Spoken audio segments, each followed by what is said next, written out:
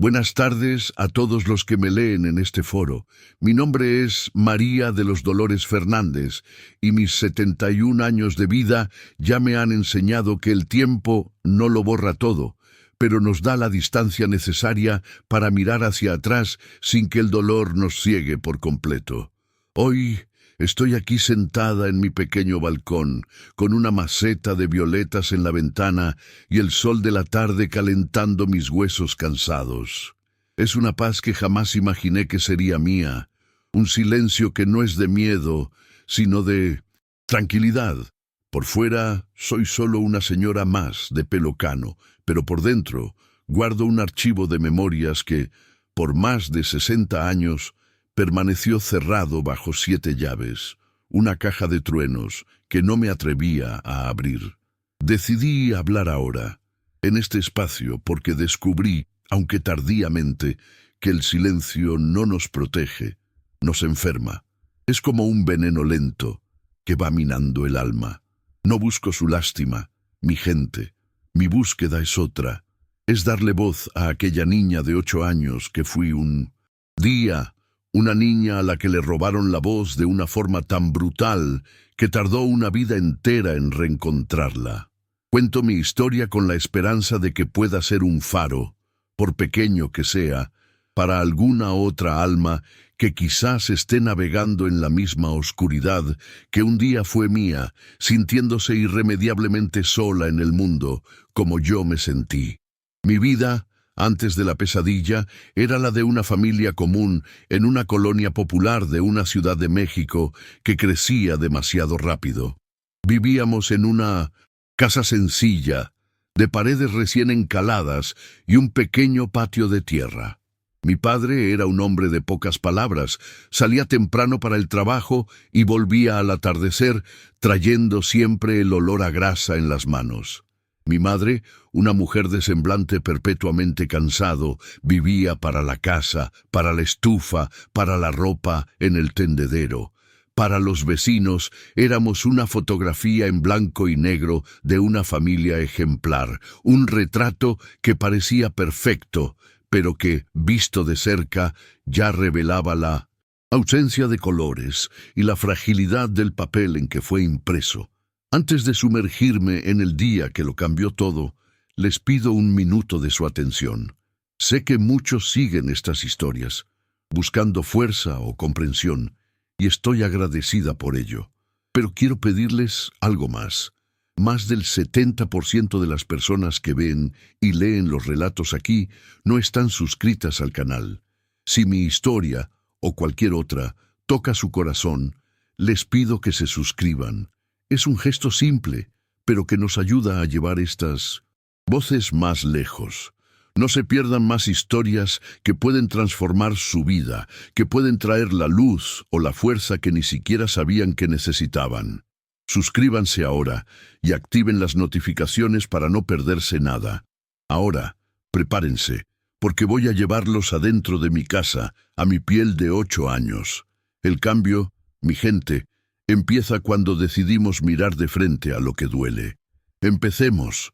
Yo tenía 8 años y el mundo todavía me parecía un lugar relativamente seguro. Un libro de cuentos, con más páginas de colores que de espanto. Amaba la escuela, el olor al lápiz recién sacado de punta, la textura de la goma suave y el peso de mi pequeña lonchera. Era una niña callada, más de observar que de hablar, y encontraba mi refugio en los dibujos que hacía en cuadernos viejos. Mi mayor alegría era el camino de regreso de la escuela, cuando podía caminar despacio, pateando piedritas e imaginando mundos enteros dentro de mi cabeza.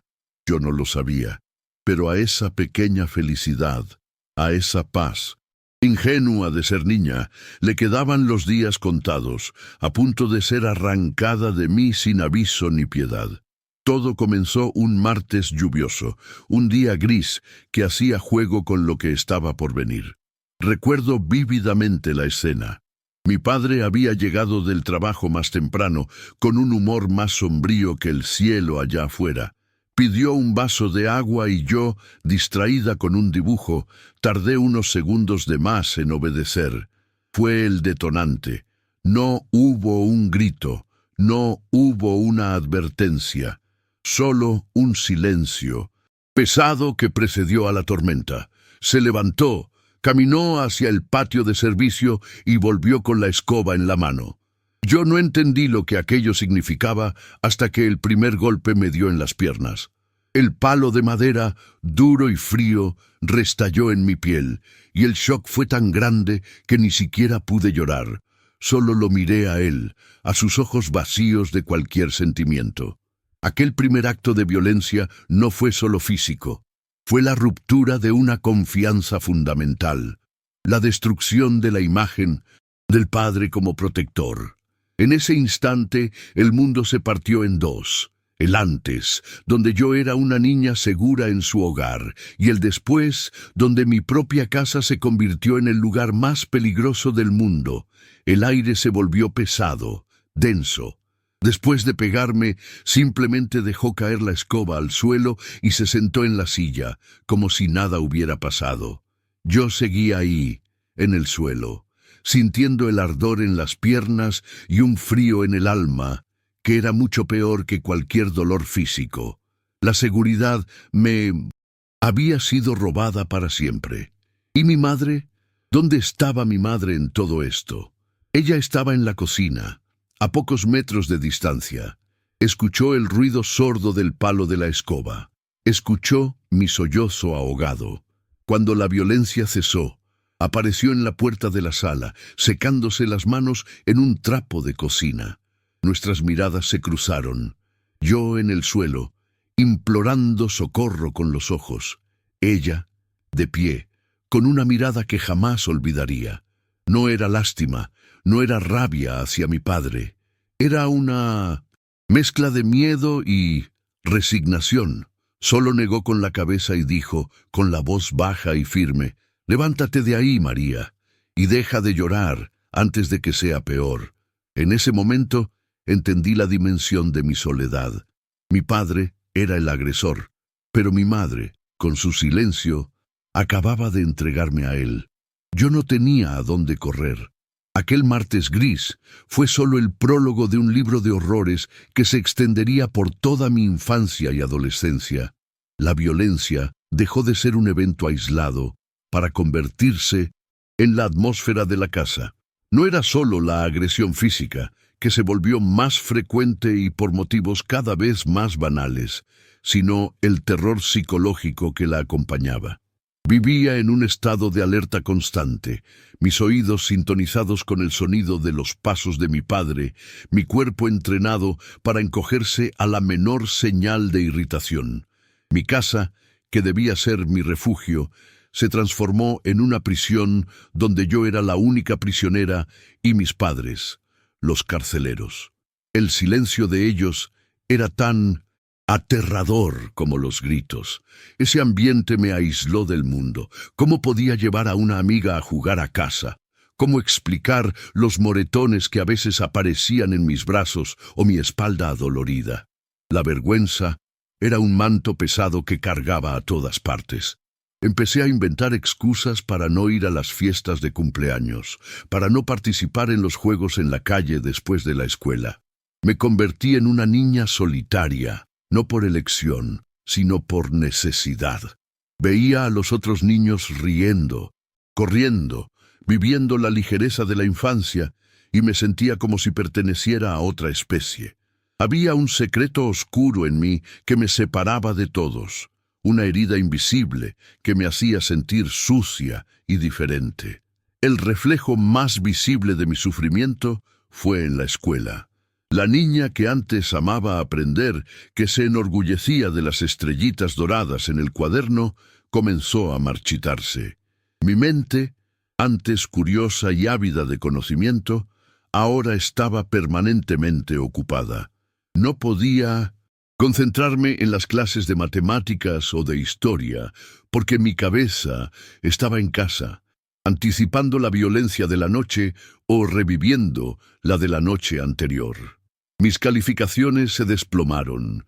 Miraba las palabras en el libro y danzaban frente a mí, sin sentido. Los maestros, sin entender lo que pasaba, me etiquetaron como lenta, distraída, floja.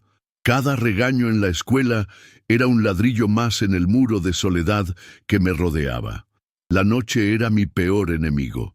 Cuando la casa finalmente se aquietaba, el terror no me daba tregua. Me seguía hasta dentro de los sueños. Tenía pesadillas recurrentes donde corría por un pasillo sin fin, perseguida por una sombra sin rostro, o donde intentaba gritar y ningún sonido salía de mi boca. Despertaba empapada en sudor, con el corazón latiendo descontrolado en el pecho. Fue en esa época, con 9, tal vez 10 años, que un pensamiento terrible comenzó a formarse en mi mente infantil. No era un plan, sino un deseo.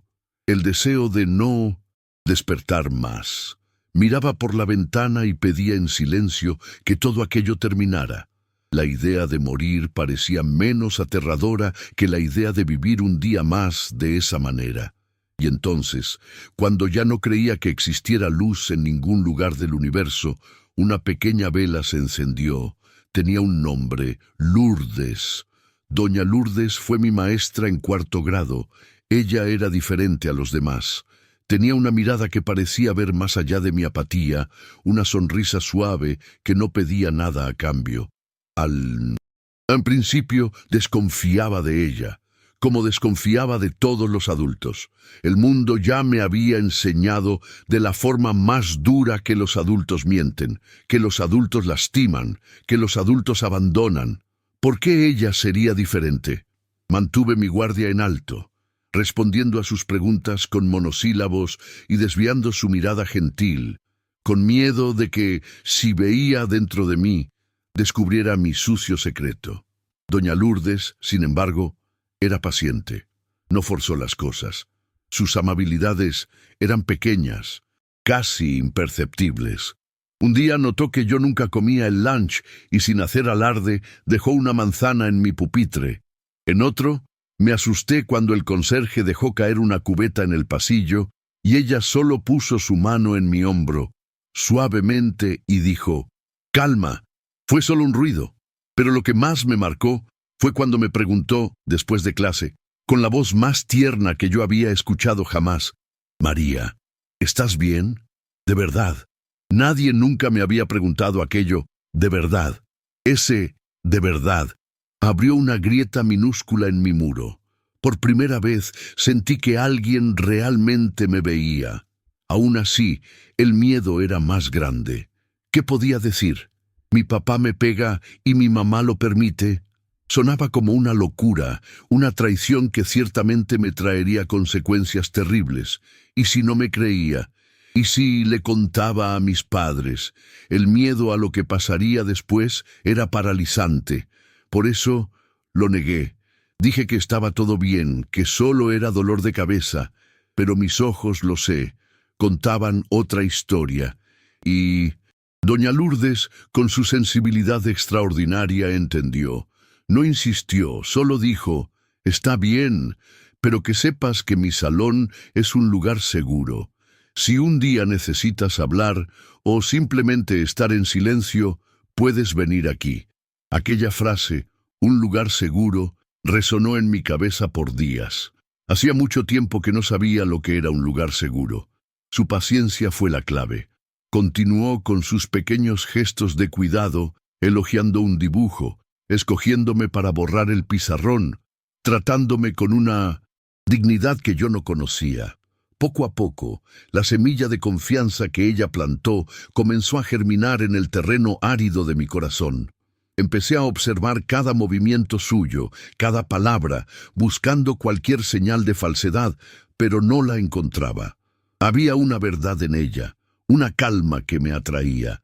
Yo aún no lo sabía, pero aquella mujer estaba a punto de salvar mi vida, dándome la única arma que necesitaba para luchar: la esperanza. El punto de quiebre, el momento en que la desesperación se volvió más grande que el miedo a hablar, ocurrió un sábado por la noche.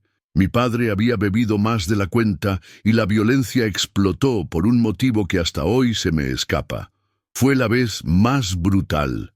Pero lo que rompió algo dentro de mí no fueron los golpes, fue la mirada de mi madre. Por primera vez, no fue solo omisa, participó.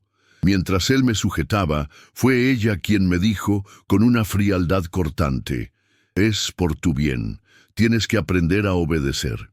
Su complicidad, verbalizada, activa, fue la traición final. Aquella noche, acurrucada en mi cama, sintiendo el dolor en cada parte del cuerpo, supe que no aguantaría más. La promesa de doña Lourdes, de un lugar seguro, era mi única y última esperanza. A la mañana siguiente, un domingo, no fui a misa. Fingí un dolor de cabeza y, tan pronto como mis padres salieron, tomé el camino hacia la casa de la maestra. Cada paso era una batalla entre la determinación y el pánico. El sol de la mañana parecía burlarse de la oscuridad que yo cargaba. Me dolían las piernas, todo mi cuerpo protestaba, pero el dolor en el alma era infinitamente mayor. Me repetía a mí misma como un mantra sus palabras: «Si un día necesitas hablar». No sabía qué iba a decir, ni cómo. Solo sabía que tenía que llegar hasta ella. Era mi única oportunidad de no ahogarme por completo en aquel mar de sufrimiento y soledad en que se había convertido mi vida. Llegué a su casa, una casita pequeña con un portón de herrería y un jardín bien cuidado. Mi corazón parecía que se me iba a salir por la boca. Aplaudí, con la mano temblando, cuando doña Lourdes abrió la puerta y me vio allí, parada, con los ojos hinchados y el cuerpo encogido. No demostró sorpresa, solo una compasión inmensa. Me guió hacia adentro, me sentó en una silla en la cocina y me ofreció un vaso de leche con azúcar. Yo no podía hablar. Las palabras estaban atoradas en mi garganta, un nudo de sollozos y vergüenza. Ella simplemente se sentó frente a mí y esperó en silencio, dándome el tiempo que necesitaba para desatar aquel nudo. Y entonces las palabras comenzaron a salir. Al principio un susurro quebrado, después un torrente descontrolado de dolor. Le conté todo, desde la primera golpiza con la escoba hasta las humillaciones diarias, las pesadillas, la mirada de mi madre la noche anterior. Lloré como nunca había llorado en la vida, un llanto de años de sufrimiento acumulado. Durante todo mi relato, doña Lourdes no me interrumpió ni una sola vez. Solo me escuchaba, sus ojos fijos en los míos, transmitiendo una calma y una seriedad que me daban la seguridad para continuar. Cuando finalmente me callé, exhausta, extendió su mano, sostuvo la mía y dijo las palabras que resonarían para siempre en mi memoria. «Yo te creo, María, y nada, absolutamente nada de esto es tu culpa». Aquellas frases fueron como un bálsamo en mi alma herida. Que me creyeran, que me quitaran la culpa, ese peso aplastante que yo cargaba de mis hombros. Fue la primera vez que me sentí verdaderamente humana en mucho tiempo, pero lo que hizo a continuación fue lo que cambió mi perspectiva para siempre. Respiró hondo, miró a un punto lejano en la pared y dijo, con la voz entrecortada: «Te creo, María, porque yo también sé lo que es vivir así. Cuando yo era un poco mayor que tú, mi casa también era un lugar de miedo. Yo también conocí el silencio y el dolor. Sé lo que estás sintiendo». En ese instante, el mundo se realineó. La revelación de doña Lourdes fue un terremoto. No, estaba sola. No era una aberración, una niña defectuosa que merecía lo que recibía. Mi maestra, esa mujer fuerte, inteligente y gentil, era como yo. Había sobrevivido. Si ella pudo, quizás yo también podría. Por primera vez, la idea de un futuro diferente no parecía una fantasía lejana, sino una posibilidad real, palpable. La vergüenza que me aislaba del mundo comenzó a disiparse, reemplazada por un sentimiento nuevo y extraño de conexión y, más importante, de esperanza. La dinámica entre nosotras cambió en ese momento. Ya no era solo la maestra que me consolaba, se convirtió en mi aliada, mi general en aquella guerra silenciosa. Su mirada ahora tenía, además de compasión, una determinación de acero. Secó mis lágrimas y las suyas, y su tono de voz cambió. Se volvió más firme, más práctico. Llorar es bueno, María, lava el alma. Pero ahora vamos a usar nuestro dolor y nuestra rabia para luchar. No podemos actuar con la cabeza caliente. Necesitamos ser más listas que ellos. ¿Entiendes? Asentí, sintiendo una fuerza que no sabía que poseía. Ya no era una víctima pasiva, era parte de un plan. Escucharte es una cosa, María, continuó, pero para que otras personas, como un juez o un policía, crean, necesitamos más que palabras. Pueden decir que eres una niña mentirosa, que estás inventando. Necesitamos probar que estás diciendo la verdad. La palabra pruebas sonaba como algo de película, algo muy lejano a mi realidad. ¿Cómo podía yo, una niña de 10 años, conseguir pruebas contra mis propios padres dentro de mi propia casa? El miedo volvió a arrastrarse, pero la mano firme de doña Lourdes sobre la mía me anclaba en la nueva realidad, en la nueva posibilidad de luchar. Fue entonces que doña Lourdes me entregó mi primera arma. No era un cuchillo ni una piedra. Era una libretita de pasta negra, lo suficientemente pequeña para caber en la palma de mi mano, y un lápiz diminuto. Me miró fijamente a los ojos, con una seriedad que me hizo contener la respiración, y dijo: «Esta, María, es nuestro diario de guerra. Quiero que con todo el cuidado del mundo anotes todo. El día, el motivo, lo que usó para lastimarte. No tiene que ser una frase bonita, puede ser solo martes, cinturón, espalda. Y lo más importante, nadie, absolutamente nadie puede ver esta libreta. Será nuestro secreto. ¿Crees que puedes hacerlo?» Tomé la libretita, sintiendo el peso de esa responsabilidad. Era el objeto más peligroso y más valioso que jamás había sostenido. Aquella noche, encontrar un escondite para la libreta fue una misión de vida o muerte. Cada rincón de mi pequeño cuarto parecía demasiado obvio. Debajo del colchón, mi madre lo volteaba cada semana. En el cajón de los calzones, ella arreglaba mi ropa. Finalmente tuve una idea. Había una muñeca de trapo vieja, con un pequeño descosido en la costura de la espalda. Con el corazón a 1000 por hora, agrandé el agujero con cuidado y metí la libreta y el lápiz dentro de ella, entre el relleno de estopa. La muñeca, que antes era un símbolo de mi infancia perdida, ahora se convertía en la guardiana de mi secreto, la testigo silenciosa de mi resistencia. El primer registro fue el más difícil. Ocurrió 2 días después, por un plato que se me resbaló de la mano a la hora de secar los trastes. El castigo fue rápido y furioso, con una chancla.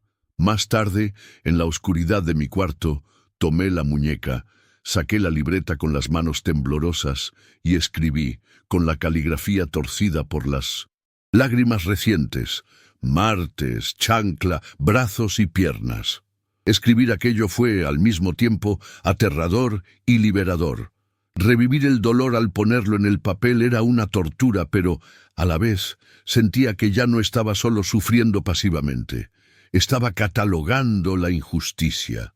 Estaba transformando mi dolor en algo concreto, en una prueba. Por primera vez, estaba contraatacando, aunque fuera en el silencio de mi cuarto. Las semanas siguientes fueron un ejercicio constante de miedo y vigilancia. La libreta se iba lentamente, llenando con su crónica macabra. Viernes, mano, cara, domingo, gritos, sin motivo. Vivía en un estado de tensión doble. El miedo a la violencia de mi padre y el miedo a que mi madre descubriera mi secreto. Una vez, mi corazón casi se detuvo cuando ella tomó la muñeca para acomodarla en el estante. Tuve que crear una distracción, tirando a propósito una caja de botones al suelo, solo para desviar su atención. Dejó la muñeca y vino a regañarme por el desorden. Fue un regaño que recibí con alivio, pues mi verdadera arma continuaba a salvo, escondida dentro de aquel cuerpo de tela. Mis encuentros con doña Lourdes se convirtieron en mi puerto seguro. Eran rápidos, discretos, generalmente antes de que empezara la clase. Le entregaba la muñeca y ella iba al baño para leer las nuevas anotaciones. Nunca demostró horror o lástima, lo cual era un alivio. Miraba las páginas con el ceño fruncido, como un general analizando un mapa. «Muy bien, María. Estás siendo increíblemente valiente», me decía devolviéndome la muñeca. «Cada línea que escribes es un paso para salir de esa casa. Continúa. Ya casi llegamos». Esas palabras eran el combustible que me mantenía en pie, la promesa de que todo aquel riesgo valdría la pena. Después de casi 2 meses de anotaciones, doña Lourdes decidió que necesitábamos más. «La libreta es nuestra base, María, pero una prueba física sería incuestionable», me dijo un día, con la voz baja y cuidadosa. «Si algún día, si él usa algo que se rompa, o si tu ropa se rasga, si logras tomar un pedazo, por más pequeño que sea, sin ponerte en riesgo, eso podría ser lo que necesitamos para acabar con esto de una vez por todas». La idea me heló la sangre. Era un paso mucho más arriesgado. Escribir en la oscuridad era una cosa, pero robar una prueba de la escena del crimen era otro nivel de peligro. El miedo era inmenso, pero la imagen de la libertad que ella pintaba para mí era más fuerte.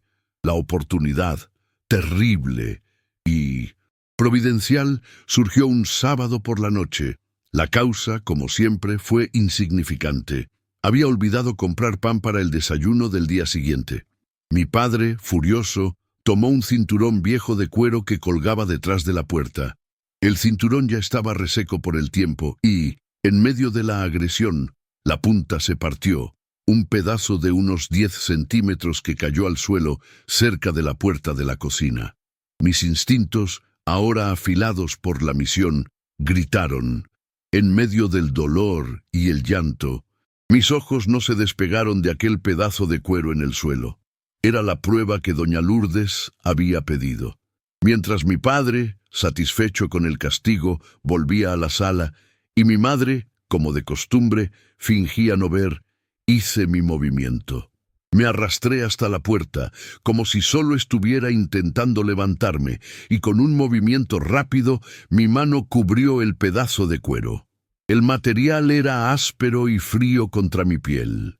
Lo metí en el bolsillo de mi vestido gastado, con el corazón latiendo tan fuerte que estaba segura de que todos en la casa podían oírlo. Lo había conseguido.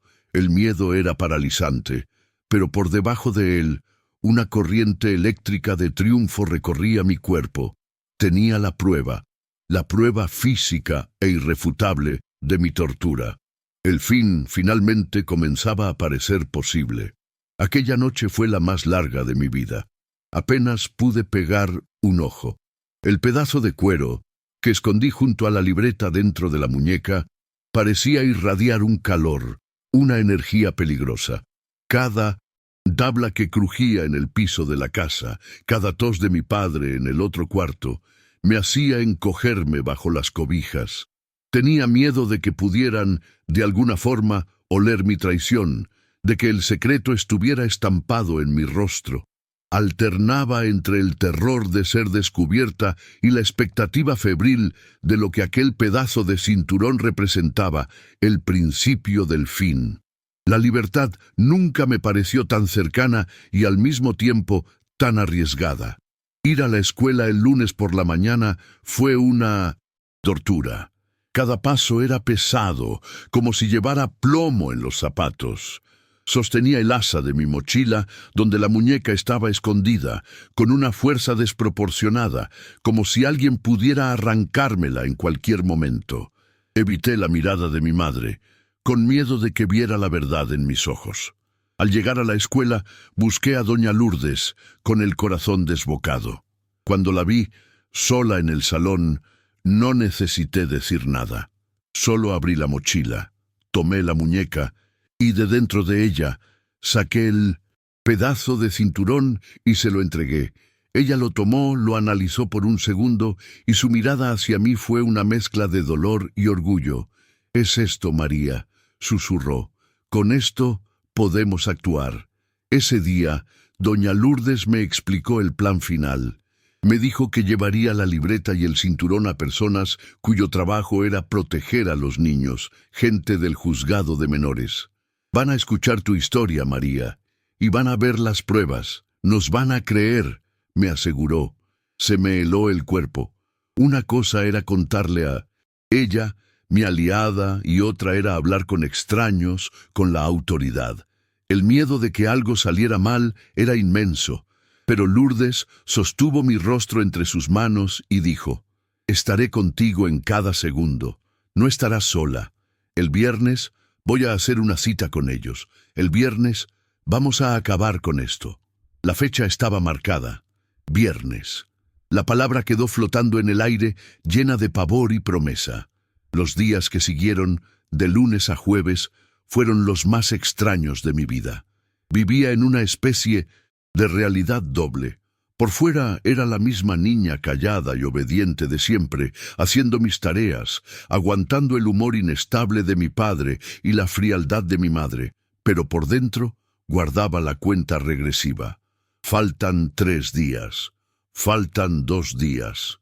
La violencia en casa continuó, pero algo en mí había cambiado. Cada palabra áspera, cada mirada amenazante, era recibida con un pensamiento secreto y desafiante. «Puedes hacer lo que quieras. El viernes ya va a llegar». Era un escudo invisible, forjado por la esperanza y la valentía que doña Lourdes me había dado. Finalmente, el viernes llegó. Desperté antes de que saliera el sol, con una sensación extraña en el estómago, una mezcla de náuseas y adrenalina. El mundo parecía el mismo, pero yo sabía que aquel no era un día común. Durante el desayuno, miré a mis padres de una forma diferente. Miré a mi madre, moviendo el café, y me pregunté si me extrañaría. Miré a mi padre, leyendo el periódico, y no sentí solo miedo, sino una especie de despedida. Miré las paredes de la casa, los muebles, cada rincón que había sido escenario de mi sufrimiento, y sentí que me estaba despidiendo de mi prisión. El camino a la escuela fue un borrón. Las horas en el salón de clases se arrastraron como siglos. No escuché una palabra de lo que los otros maestros dijeron. Mis ojos estaban fijos en el reloj de la pared, viendo las manecillas moverse con una lentitud torturante. Doña Lourdes, desde su escritorio, me lanzaba miradas discretas, miradas que decían: «Ten calma, estoy aquí». Me había instruido que no saliera al recreo, que me quedara en el salón con la excusa de terminar una tarea. La espera era una agonía. Me temblaba todo el cuerpo. Mis manos estaban heladas. Solo podía pensar en lo que vendría después. El timbre del recreo sonó estridente como una alarma. Los otros alumnos salieron corriendo, pero yo permanecí en mi pupitre, como habíamos acordado. Doña Lourdes se acercó y se sentó a mi lado sin decir nada, solo poniendo su mano sobre la mía. El silencio en el salón vacío era ensordecedor. Fue entonces cuando oímos el sonido de un coche parando frente a la escuela. No era una patrulla con sirena, era un coche normal, discreto. Por la ventana vimos a un hombre de traje y a una mujer con un vestido serio salir y caminar con paso firme hacia la entrada de la escuela. Mi corazón se disparó. Eran ellos. «Llegó la hora, María», dijo doña Lourdes, con la voz firme pero gentil. «Recuerda lo que hablamos. Solo di la verdad. Tú no hiciste nada malo». Se levantó y me extendió la mano. La tomé como si fuera la única cosa sólida en el mundo. Caminamos por el pasillo silencioso hacia la oficina de la directora. A cada paso sentía mis piernas más débiles. La puerta de la dirección estaba cerrada. Doña Lourdes tocó 2 veces, un golpe suave, pero que para mí sonó como un trueno. La puerta se abrió. La directora nos invitó a entrar, y allí estaban ellos, el hombre y la mujer, sentados, esperándome. El momento había llegado. Ya no había vuelta atrás. La oficina de la directora parecía un tribunal. El olor a muebles encerados y papel viejo flotaba en el aire. El hombre y la mujer que se presentaron como consejeros del tutelar de menores me miraban con una seriedad que me hizo encogerme en la silla. La directora se retorcía las manos, visiblemente incómoda con la situación. Pero la mano de doña Lourdes seguía firme en la mía, un ancla en medio de aquella tormenta silenciosa. Fue la mujer, llamada Ana, quien habló primero. Su voz era suave pero firme y se dirigió a mí, no a los otros adultos en la sala. María, mi nombre es Ana. Leímos lo que tu maestra nos escribió. Y ahora nos gustaría escucharlo de ti. No tienes que tener miedo. Este es un lugar seguro y estamos aquí para ayudarte. Contar la historia por segunda vez fue diferente. No hubo el llanto convulsivo de la primera vez, en la cocina de doña Lourdes. Esta vez, la vergüenza y el miedo eran una mordaza. Mi voz salía baja, temblorosa. Tartamudeaba, me perdía en las fechas, pero la consejera Ana era paciente. Me hacía preguntas gentiles. ¿Y cómo te sentiste cuando eso pasó? ¿Eso ocurría con frecuencia? A cada pregunta miraba a doña Lourdes, que asentía con la cabeza, animándome a continuar. Hablé de las golpizas, del cinturón, de la escoba, de los gritos, del silencio de mi madre. Hablé de mi escondite en la muñeca. Hablé de mi deseo de desaparecer. Estaba vaciando años de dolor en aquella sala fría. Entonces llegó el momento crucial. Doña Lourdes, con un gesto solemne, abrió su bolso y puso sobre la mesa pulida de la directora mi libretita de pasta negra y, a su lado, el pedazo de cuero reseco del cinturón. Los dos objetos, testigos de mi tortura secreta, parecían tener un peso inmenso allí. Transformaban mis palabras de niña en hechos incontestables. Los dos consejeros se inclinaron para examinar las pruebas. Hojearon la libreta, leyendo mis anotaciones infantiles y dolorosas. Tomaron el pedazo de cinturón. El silencio en la sala era absoluto, roto solo por el sonido de las páginas al pasar. Vi la expresión en sus rostros cambiar, la seriedad profundizándose en una certeza sombría. Después de lo que pareció una eternidad, la consejera Ana me miró. María, has sido más valiente que cualquier adulto que yo haya conocido, dijo, y por primera vez vi un brillo de emoción en sus ojos profesionales. Creemos en todo lo que nos has dicho y mostrado, y esto se va a acabar hoy. Luego explicó lo que sucedería a continuación. Irían a mi casa para hablar con mis padres, y yo iría con ellos. El pánico me subió por la garganta, pero ella rápidamente añadió, no te vas a quedar allí. Te llevaremos a un lugar seguro después. Nunca más tendrás que tenerles miedo, te lo prometo. La palabra prometo sonó como la llave de una celda abriéndose. El viaje en coche hasta mi casa fue el más surrealista de mi vida. Estaba en el asiento de atrás, apretada entre doña Lourdes y la consejera Ana. Nadie decía nada. El silencio era denso, cargado de expectativa. Miraba por la ventana las calles de mi colonia, las mismas calles que recorría todos los días, pero ahora parecían pertenecer a una película, a una vida que ya no era la mía. Veía a otros niños jugando y sentía como si un abismo me separara de ellos. Estaba volviendo al epicentro de mi miedo, pero esta vez no estaba sola. Tenía un ejército conmigo. Cuando el coche se detuvo frente a mi casa, vi el rostro de mi madre en la ventana de la sala. La curiosidad en su expresión rápidamente se transformó en alarma al ver el coche oficial y a las personas que salían de él. La puerta de entrada se abrió y mi padre apareció, con el ceño fruncido en desconfianza.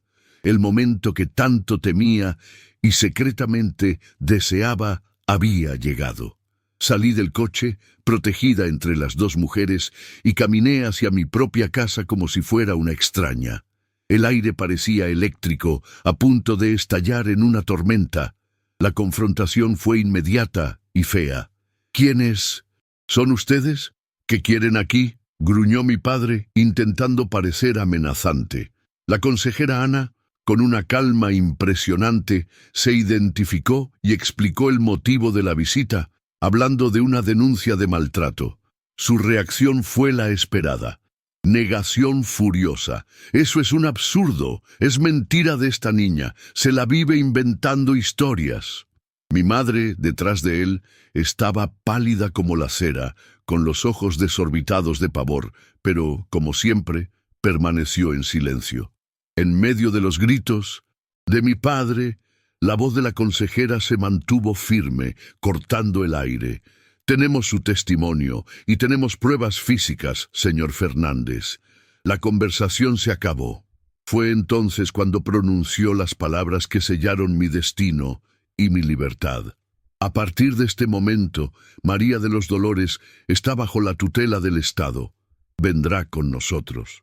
Volviéndose hacia mí, en medio del caos, su voz se suavizó. María, entra y toma solo lo que sea más importante para ti. 1 o 2 cambios de ropa. Te esperamos aquí afuera. El mundo pareció ponerse en cámara lenta. Pasé junto a mi padre, que ahora estaba mudo, conmocionado por la autoridad que no podía intimidar. Pasé junto a mi madre, que finalmente dejó escapar un sollozo bajo, un sonido que no era de preocupación por mí, sino de lástima por sí misma.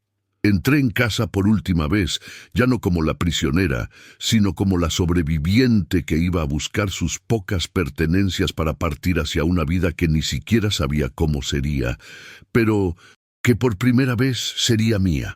Al entrar en mi cuarto, el lugar que había sido a la vez mi único refugio y mi celda particular, no sentí nostalgia, sentí un frío, una distancia. Mi misión era simple y rápida. Tomé una pequeña bolsa de tela e, ignorando la mayoría de mi ropa, elegí solo 2 vestidos, los más viejos y gastados, los que más usaba. Tomé mi libro de lectura de la escuela, el objeto que más me conectaba con el mundo de Doña Lourdes. Por último, mis ojos se posaron en la muñeca de Minon de Situ, trapo rota, la guardiana de mi secreto. La dejé atrás, en medio de la cama. Su misión estaba cumplida. En su lugar, tomé otra, pequeñita, que estaba olvidada en un rincón. Estaba, sin saberlo, tomando mis decisiones, decidiendo qué llevar y qué dejar para siempre enterrado en aquella casa. La salida fue la escena más silenciosa y al mismo tiempo la más ruidosa de mi vida. Mi padre estaba recargado en la pared de la sala, con el rostro pálido, la furia reemplazada por un shock mudo, la expresión de un hombre que ha perdido irrevocablemente el control. Mi madre lloraba en voz baja, con el rostro oculto entre las manos, un sonido patético que no me causó ninguna compasión. Era demasiado tarde para esas lágrimas. Pasé junto a ellos como si fueran 2 extraños, 2 estatuas en el museo de mi dolor. Al subir al coche, no miré hacia atrás. El sonido de la puerta al cerrarse fue el punto final más decisivo que he oído jamás. Por el cristal trasero, vi la casa hacerse más y más pequeña, hasta convertirse en una cajita insignificante en el horizonte, y sentí el peso de toda una vida ser dejado atrás en esa calle. El lugar seguro era un albergue para niñas, un edificio grande de pintura descascarada, pero con un fuerte olor a limpio y a comida preparándose. En cuanto entré, me recibió una cacofonía de voces infantiles, risas, llantos y juegos. Una señora de pelo cano y sonrisa cansada, la directora, me mostró el dormitorio, una sala larga con 10 camas en fila. La mía era la de la esquina, cerca de la ventana. Era todo tan impersonal, tan diferente de mi casa, pero al sentarme en la cama de sábanas delgadas y sentir el sol de la tarde en el rostro, me di cuenta de algo nuevo, la ausencia del miedo. Nadie allí me miraba con rabia, nadie esperaba que hiciera algo mal. Yo era solo una más, y en ese momento Ser anónima era la mayor bendición que podía recibir. La primera noche de libertad fue la más extraña de todas. Me acosté en la cama dura, escuchando la respiración de las otras 9 niñas en el cuarto. Por primera vez en años, no necesitaba aguzar el oído para escuchar el sonido de pasos en el pasillo. No necesitaba encogerme con cada crujido de la puerta.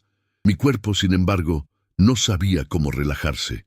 Permaneció tenso, en estado de alerta, esperando un peligro que no llegó. Me quedé con los ojos abiertos durante horas, no por miedo, sino por la extrañeza de la paz. Fue esa noche que entendí que la libertad no era solo salir de la jaula, sino también reaprender a volar, y mi cuerpo y mi alma se habían olvidado de cómo hacerlo. Doña Lourdes fue mi puente hacia este nuevo mundo. No me abandonó después de entregarme al albergue. Al contrario, me visitaba 3 veces por semana, sin falta. Me traía libros, cómics y, a veces, un pedazo de pastel que ella misma hacía. Nos sentábamos en el jardín del albergue y me contaba sobre su día, sobre sus alumnos, tratándome no como un caso de caridad, sino como su protegida, casi como una nieta. Su presencia era la única línea que me conectaba con el pasado de una forma positiva.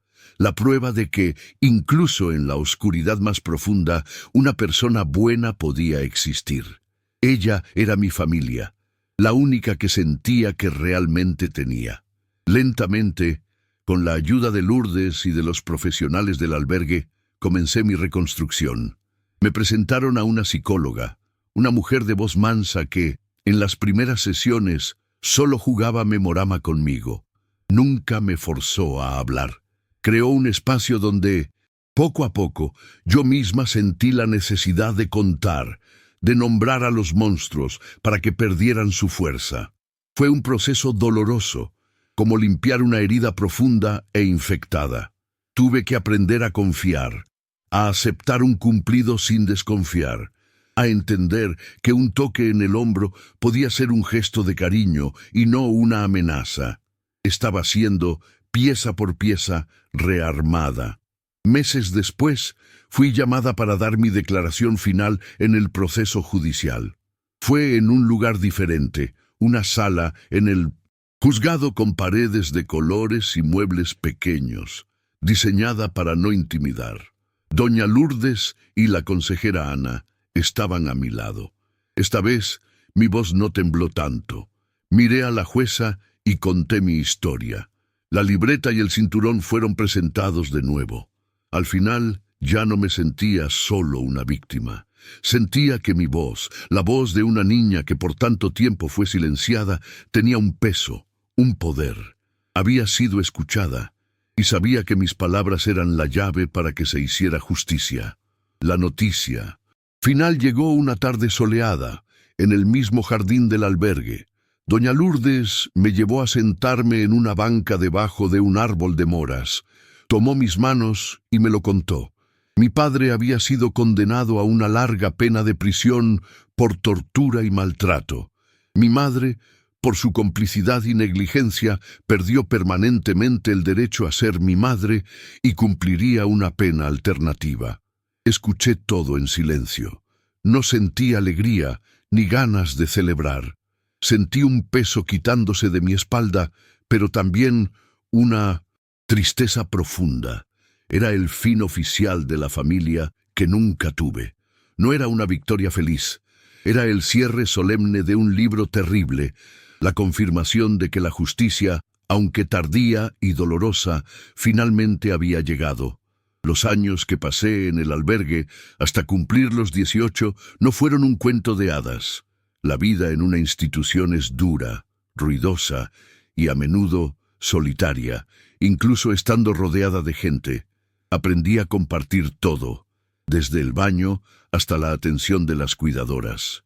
Vi llegar a niñas con historias tan o más tristes que la mía y aprendí que el dolor tiene muchos rostros. Aquel lugar no era un hogar, nunca lo fue. Faltaba el calor, la individualidad, el sentimiento de pertenecer, pero me dio algo que nunca tuve y que era la base para todo lo demás: seguridad incondicional. Sin el miedo diario a la violencia, la semilla que doña Lourdes plantó en mí pudo finalmente crecer, aunque fuera en suelo rocoso. Con la mente finalmente libre de la tiranía del miedo, me lancé a los estudios con la furia de un náufrago que se aferra a una tabla de salvación. La escuela se convirtió en mi universo. Cada libro que leía, cada fórmula que aprendía, era un ladrillo que usaba para construir una fortaleza a mi alrededor, una fortaleza de conocimiento que nadie podría invadir. Doña Lourdes continuó siendo mi faro, trayéndome libros que iban mucho más allá de las materias escolares y enseñándome a pensar críticamente, a cuestionar el mundo. Empecé a entender que, aunque mi pasado había sido escrito por otros, yo, y solo yo, tenía el poder de escribir mi futuro. La educación se convirtió en mi venganza silenciosa y mi mayor herramienta de liberación. La decisión de estudiar Derecho llegó a los 15 años, de forma clara e irrevocable. Veía un noticiero que informaba sobre un caso de abandono de incapaz y escuché a un fiscal hablar sobre los derechos del niño y del adolescente. En ese momento, todo se conectó. Recordé a los consejeros del tutelar, a la jueza, a todo el aparato legal que se movilizó para salvarme. Entendí que la ley, que en manos de personas como mi padre era solo una palabra vacía, podía ser un escudo poderoso para los indefensos. Ya no quería ser solo una sobreviviente. Quería ser como doña Lourdes, como la consejera Ana. Quería ser la que llega con la ley bajo el brazo para decirle a un niño asustado: «Se acabó. Ahora estás a salvo». Cumplir 18 años y tener que dejar el albergue fue, al mismo tiempo, aterrador y electrizante. La red de seguridad del Estado, por más frágil que fuera, me estaba siendo retirada. Estaba por mi cuenta. Gracias a mis excelentes calificaciones y a la incansable ayuda de doña Lourdes, que movió cielo, mar y tierra, conseguí una beca completa para la Facultad de Derecho. Me mudé a un cuarto minúsculo en una casa de huéspedes para estudiantes. La soledad inicial era abrumadora, pero poco a poco me di cuenta de que no era soledad, era privacidad.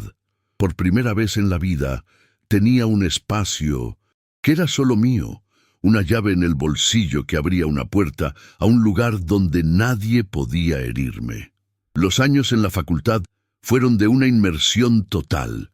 Mientras mis compañeros bostezaban en las clases sobre derecho familiar o el estatuto del menor, yo sentía cada artículo, cada párrafo, vibrar dentro de mí. Eran las leyes que me habían liberado.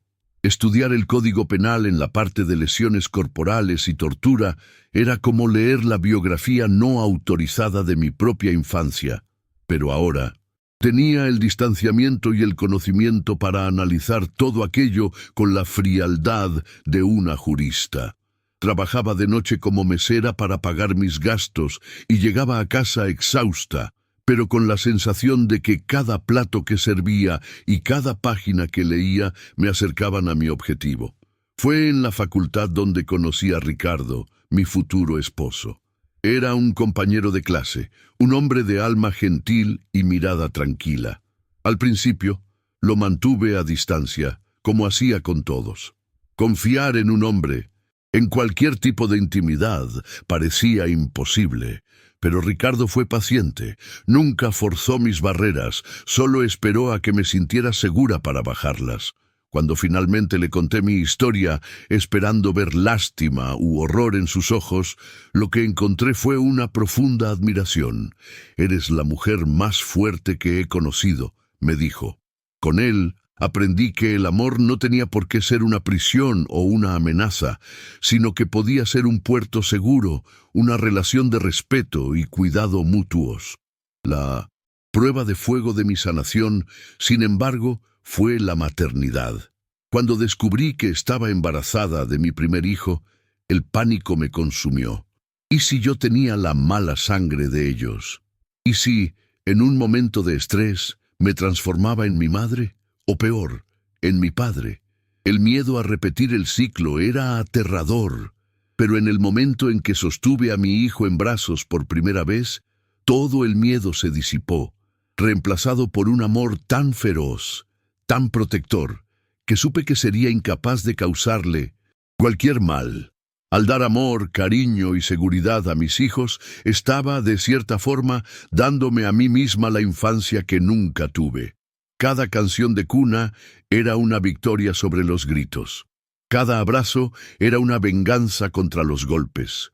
Y así, las décadas pasaron. Construí la vida que me fue robada. Me convertí en una abogada respetada, conocida por luchar con uñas y dientes por los derechos de los niños en situación de riesgo.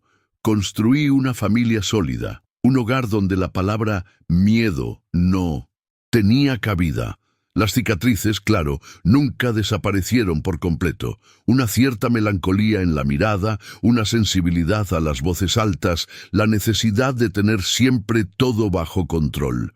Pero eran solo cicatrices, marcas de una guerra ganada. Había encontrado un propósito, y con él una paz que la mayor parte del tiempo era suficiente. Era una sobreviviente que había aprendido no solo a vivir, sino a florecer. La noticia de la muerte de mi padre llegó en una carta oficial, seca, impersonal, cuando yo ya pasaba de los 50. Había muerto en la cárcel de una infección pulmonar. Leí la carta, la doblé y la guardé en un cajón.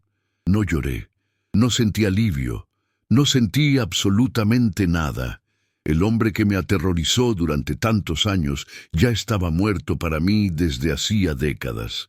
Su muerte física fue solo una formalidad, el punto final en una página que yo ya había pasado hacía mucho tiempo. Lo único que sentí fue un vacío, un pensamiento fugaz sobre una vida entera, desperdiciada en amargura y odio, la vida de él. Fue el fin de un monstruo, pero no hubo celebración, solo el silencio. Casi 10 años después, el pasado volvió a tocar a mi puerta, esta vez en forma de una llamada telefónica. Era de una trabajadora social de un hospital público. Mi madre estaba internada, en estado terminal, con un cáncer que la consumía rápidamente. Estaba sola y había expresado un único deseo: verme.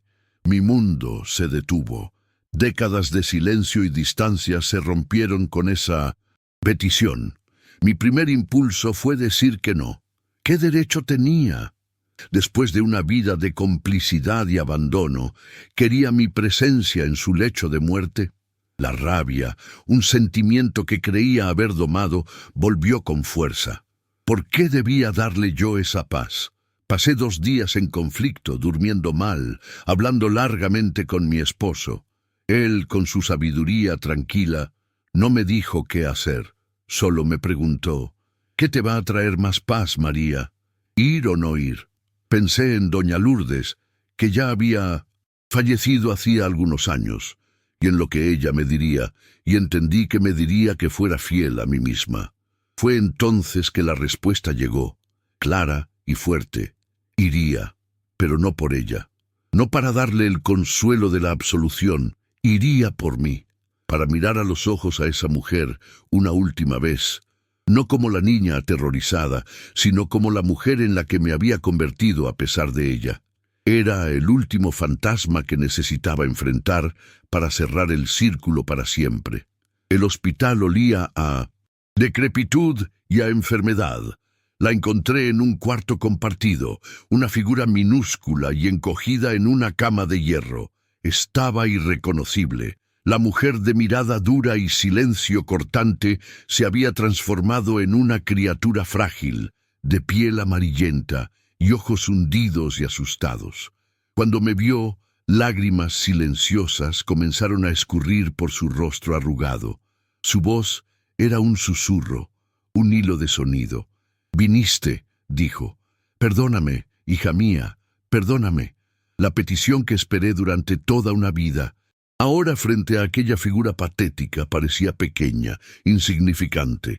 La miré, la fuente de mi mayor traición, y no sentí rabia, no sentí lástima. Sentí solo una distancia abismal, Sostuve su mano fría y huesuda, un gesto que era más para mí que para ella, y dije, con la voz calmada y firme que la abogacía me dio, no puedo perdonarte, porque el perdón no borraría las cicatrices.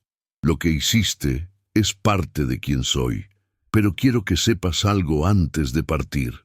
Me incliné hacia ella y continué, a pesar de todo. A pesar del miedo, del dolor y del abandono, yo vencí. Tengo una familia hermosa, tengo una profesión que amo y que ayuda a otros niños. Construí una vida buena. Yo le sobreviví. Solté su mano. Era mi declaración de victoria, mi propia forma de paz. Al salir de aquel hospital, me sentí, por primera vez en mi vida, completamente libre. Todos los fantasmas habían sido confrontados. Todas las cuentas saldadas, y fue en ese camino de vuelta a casa, ya con casi 70 años, que entendí cuál era el último capítulo de mi viaje. El silencio que un día fue mi prisión y que después se convirtió en mi escudo, ahora necesitaba romperse de una vez por todas. Mi historia ya no era solo mía. Pertenecía a cualquiera que estuviera atrapado en la misma oscuridad, creyendo estar solo. Y es por eso que estoy aquí hoy, en mi balcón, con mis violetas y mis canas, escribiendo todo esto para ustedes, para que mi voz, finalmente encontrada, pueda ser la esperanza de alguien. Ahora que has conocido la increíble y dolorosa jornada de María, recuerda, su fuerza no está en olvidar el dolor, sino en transformarlo. El primer paso para salir de la oscuridad es tener el valor de encender una luz, por pequeña que sea, o de dejar que la luz de alguien, como una doña Lourdes, llegue hasta ti. ¿Alguna vez has superado un desafío que parecía insuperable en tu vida? ¿Cómo hizo la diferencia para ti el valor o la ayuda de alguien? Comparte un poco de tu historia en los comentarios de abajo. Vamos a crear una cadena de fuerza e inspiración. No olvides suscribirte al canal y activar las notificaciones. Historias como la de María nos muestran el poder de una sola voz y, al suscribirte, nos ayudas a amplificar estas voces y a llevar esperanza a quien más lo necesita. No dejes pasar esta oportunidad. Haz clic en el video que aparece en la pantalla ahora para descubrir otra historia inspiradora de superación que fortalecerá aún más tu valor y determinación. Fue un honor compartir la vida de María de los Dolores Fernández contigo. Que su valentía y la fuerza para superar tus propios desafíos te acompañen siempre. Hasta el próximo video.